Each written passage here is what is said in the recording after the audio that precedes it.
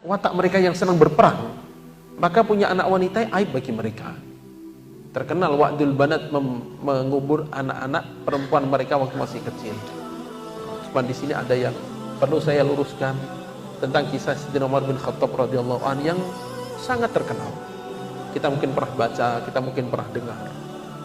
Yang itu betul-betul cerita palsu. Betul-betul cerita palsu. Ceritakan bagaimana kejamnya beliau mengubur anaknya hidup-hidup dan seterusnya. Kita insya Allah dapat baca, pernah dengar itu. Itu betul cerita palsu. Satu, dari sisi sanad gak ada sanadnya. Itu yang pertama yang memunculkan adalah sastrawan Mesir Abbas Al-Aqad. Dia pun tatkala menulis dia katakan, saya pernah dengar tapi agak ragu tentang cerita ini. Tapi ditulis.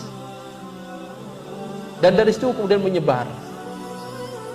Kadang-kadang ustaz memberikan mau'izah, memberikan tausiah, memberikan khutbah, dicatut cerita ini tentang kejamnya dan kerasnya hati Sayyidina Umar bin Khattab radhiyallahu anhu.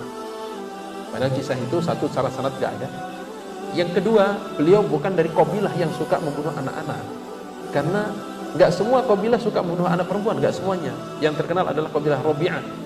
Sedangkan beliau bukan dari kabilah itu. Itu yang kedua. Yang ketiga, orang Arab punya nama kunyah, nama panggilan dengan nama anak. Andaikan beliau mempunyai watak begitu, maka Hafsah radhiyallahu anha gak akan hidup.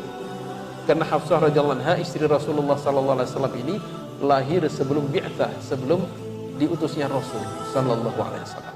Ternyata masih hidup, menjadi istri Rasulullah sallallahu alaihi wasallam. Dan kunyah atau panggilan beliau adalah Abu Hafs, bapaknya Hafsah. Maknanya Hafsah adalah anak pertama beliau, perempuan, ternyata hidup.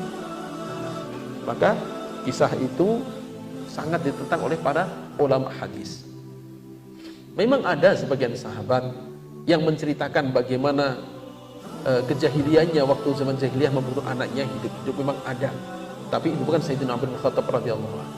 Bahkan ada sebagian orang Arab waktu itu yang punya rasa kemanusiaan begitu tinggi, setiap ada orang mau membunuh anaknya ditampung, dah jadikan anak saya aja, enggak apa-apa, saya melihat itu.